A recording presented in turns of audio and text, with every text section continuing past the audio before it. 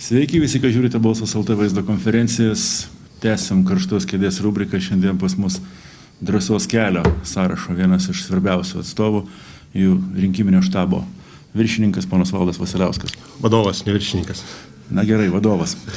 Tai žiūrėkit, ponia vadovė, vykstant tai rinkiminiai kampanijai, man pavyzdžiui kartais susidaro įspūdis, bent jau į spaudą prasprūsta tokių niuansų, kad kai kurios jėgos, kurios pozicionuoja save tarsi antisisteminės, nesisteminės, nori kažką radikaliai keisti, ima šiek tiek daugiau žodžiuotis tarpusavį negu keikti sistemą. Tai čia pasiklausus, ką šneka ten, arba matant, kaip nepasisekė su Lietuvos sąrašu bendrai dirbti, matant, kad susiformavo koalicija už Lietuvą Lietuvoje, kuri save skelbia vienintelė nesisteminė jėga, tai ką jūs pasakysite, kodėl jūs išskirtiniai tokie, kodėl jūs vis dėlto balsuojate ir kaip čia dabar bus?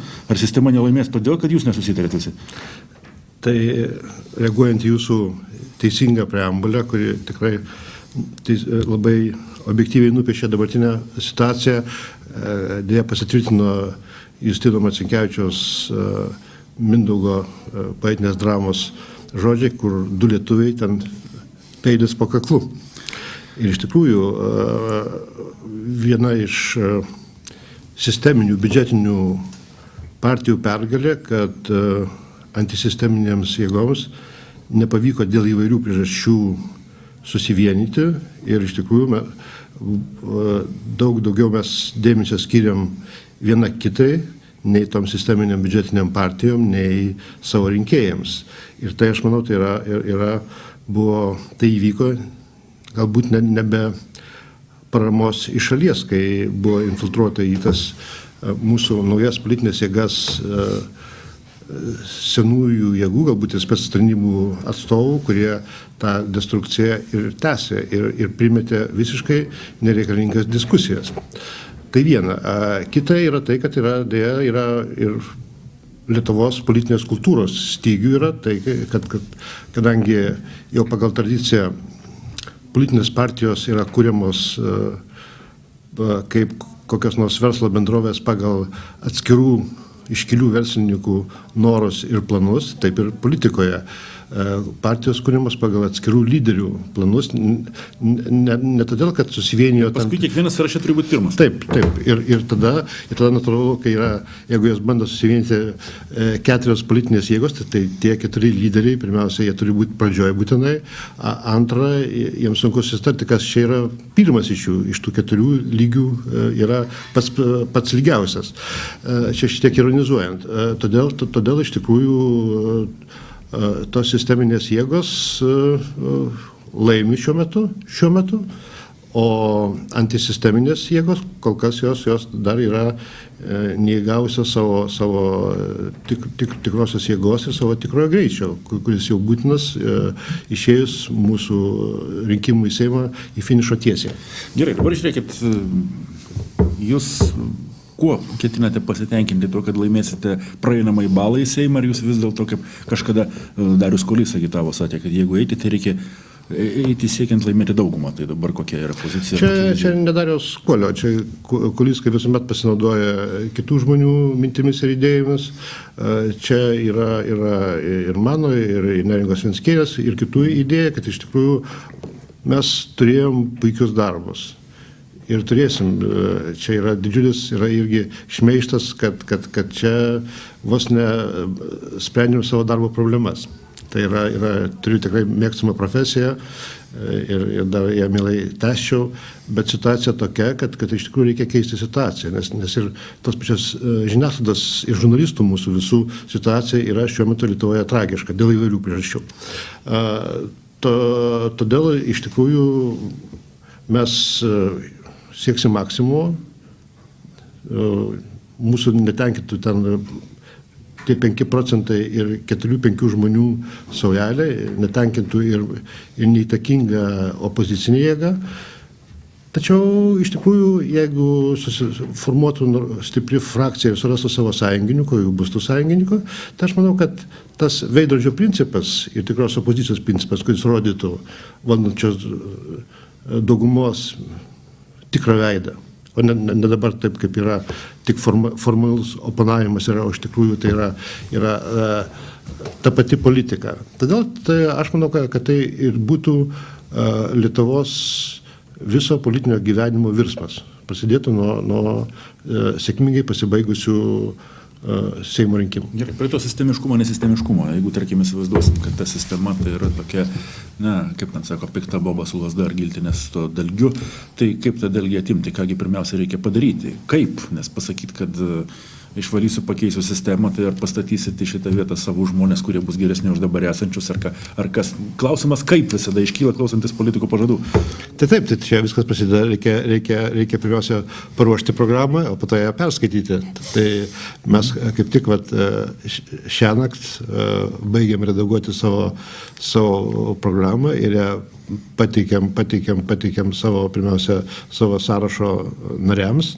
Ir šeštadienį ją apsvarstysim, patvirtinsim ir žinosim, kaip pakeisti ir nuo ko pradėti. Bet vis tik pagrindinius dalykus galit pasakyti. Tarkim, konservatorių partija viskas aišku. Šis reiškia pastatyti daug didelių ir brangių energetinių objektų. Taip. Ir užtikrinti, kad mes visi gerai gyvensime nepriklausomai nuo Rusijos. Tada ir klestės pas mus viskas, ir namų ūkiai, ir demokratija, ir taip toliau.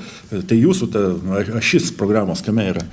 Tai mūsų programos ašis mūsų programa prasideda kaip teiginiu, kad demokratinė valstybė yra pirmiausia teisinga valstybė, nedemokratinė valstybė negali būti teisinga ir neteisinga valstybė negali būti demokratinė. Tai prasideda mūsų programa nuo valdymo reformos, valstybės valdymo reformas, kur įeina taip pat yra antras punktas yra reali savivalda, kurios šiuo metu Lietuvoje nėra, arba jinai yra pati silpniausia, mano manymu, visoje Europos Sąjungoje. Ir paskui, aišku, perinama prie teismų reformos, prie kitų teisėsaugos institucijų reformos. Ir tarkime, jeigu taip nesiplenčiant, mes teismų reformą pradedame nuo tokio teiginio, kad per 22 metus visos teismų reformos todėl baigėsi nesėkmė visiška, kad jos buvo patikėtos patiems teisėjams. O Lietuvos teisėjai, kaip žinom, jie nesivargina ir jie visiškai nekreipia dėmesio ir užmiršta tą principą, kad joks teisėjas negali būti savo byloje. Ir kad šis teismas, kaip sakant, sprendžia savo sprendimus anksčiau, kaip ir dabar su Pakso byla. Bet bylų turbūt politikai vis tiek nespręs ir ateityje. Ne, jokių būdų pažydžiant, čia būtų pažįstas valdžių atskirimo principas. Šneka įvairiai žmonės, daugiau atvirumo sistemai, bet tai dažniausiai abstraktu būna, kaip atvertęs durys sistemos. Bus prisiekusių teismai ar nebus, ar tarėjų užtenka, kaip jūs manote?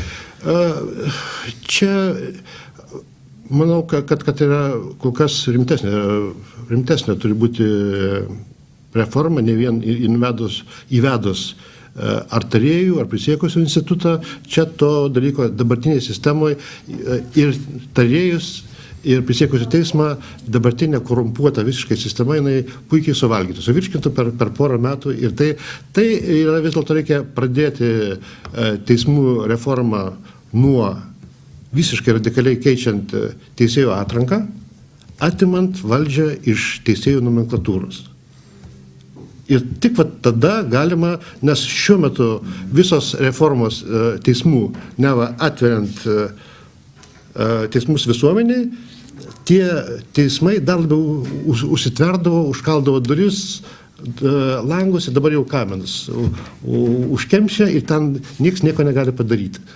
Tai sistema yra supuvus iki pašaknų ir jos įvedus naują, tai tas pats kaip į seno prarūgusio vyno statinę įpilti dar kokią nors puikaus vyno butelį. Gerai, bet jeigu jūs taip padarysite, ateis konstitucinis teismas pasitars ar su dvasia, ar iš tikrųjų viską gerai nutars. Tai manau, kad teismų reforma vienas iš tų, kad reikia peržiūrėti visų teismų, nes dabar yra, kas yra padaryta, dabar yra faktiškai sukurtos dvi teisėjų nomenklatūra sukūrė dvi puikias teismų piramidės, kurios veikia visiškai tarytum nepriklausomos ir jos yra, nežinia, kurie yra labiau supūvusi, ar administracinių teismų, kurie viskai ištraukta iš visos bendros teismų sistemos, ir kartu yra bendros teismos teismai, kurių viršuje yra aukščiausias teismas ir kuris ten yra gali, pavyzdžiui, iš tikrųjų yra realiai iš Lietuvos žmonių atimta Konstitucijos numatyta 3 pakopų teismų galimybė, kai jūs, taip sakant, yra gerdamas teismą ir jo nepriklausomumą, jūs pirmos instancijos teisme nesutinkat nuosprendžių, jūs galite skųsti aukštesniam ir paskui kasacinė tvarka jūs turėtumėt Konstitucijos teisę kreiptis į aukščiausią teismą. Dabar yra... Toks egzistuoja kasacinė. Bet tai ir tik formaliai, nes dabar sukurta yra atrankos komisija, kur ten keičiasi ir priklausomai nuo jūsų akių grožio, jūsų skundą gali, aukščiausią teismą gali priimti, o gali sakyti, kad tai yra, neturi jokios įtakos teismų praktikai ir apskritai nepriklauso. Ir jūs tada liekat, žodžiu, galite kreiptis į mane, į spaudą arba į Strasbūrą. Supratau, paskutinis klausimas bus truputėlį iš kitos operos, nes dažnai yra sakoma, žiūrint į pirmąjį 10-tuką, ten Drąsos kelias sakoma, tai kad čia yra labai skirtingi žmonės, kurie iš tikrųjų gal ir turi gerų idėjų, nori demokratijos ir teisingumo, bet kaip jie tvarkys Lietuvos ekonomiką? Tai ką jūs su energetika darysite? Statysite atominę elektrinę ar ne? Mes esam pasakę, kad nesam iš principo prieš atominę energetiką, tačiau visi strateginiai energetikos projektai turi būti detaliai aptariami su visuomenė. Mes juk turim galybę pavyzdžių nuo Vilniaus ir Mažeikių Nacos, kai viskas buvo daroma po kilimu, po stalu, ir labai teisingos partija, buvusi konservatorių partija, kur su pono Adamkumi ir Kazicku šitą projektą vykdė ir žinom, kuo tai viskas baigėsi. Viskas kartojasi. Tai vis dėlto mes, mūsų partija reikalaus referendumo, nes tai vis dėlto sprendimas likimas ne tik mūsų kartos, bet ir mūsų anūkų. Tai dabar numatytas referendumas. Taip, numatytas, bet jisai kol kas yra tik... Bet referendume mes pirmiausia pasisakysime prieš šitos elektrinės statybą, nes kol kas mes nežinom per mažai informacijos ir apie ją, tačiau vis dėlto... Tai jūs dabar raginate rinkėjus eiti į referendumą ir balsuoti prieš, nes per mažai yra informacijos. Taip. Jūsų neįtikino. Ne, mums kelia didelių klausimų ir abejonių visa energetikos ministerijos ir pono Sekmoko veikla, ir tai bus vienas matyti iš galimų parlamentinių ir galbūt ir teisinių tyrimų pono Sekmoko ir jo energetikos veiklos ir jo visų galimybių studijų ir kuris vis dėlto ir kam jisai išleido tos visus milijonus. Gerai, supratau, kągi, labai dėkui rinkėjams spręsti, dar yra laiko nutarti, ar ponas Vasiliauskas ir Drąsos kelias įtikino ar neįtikino, ar leis galimybę tirti Sekmoko veiklą ar ne. Ačiū.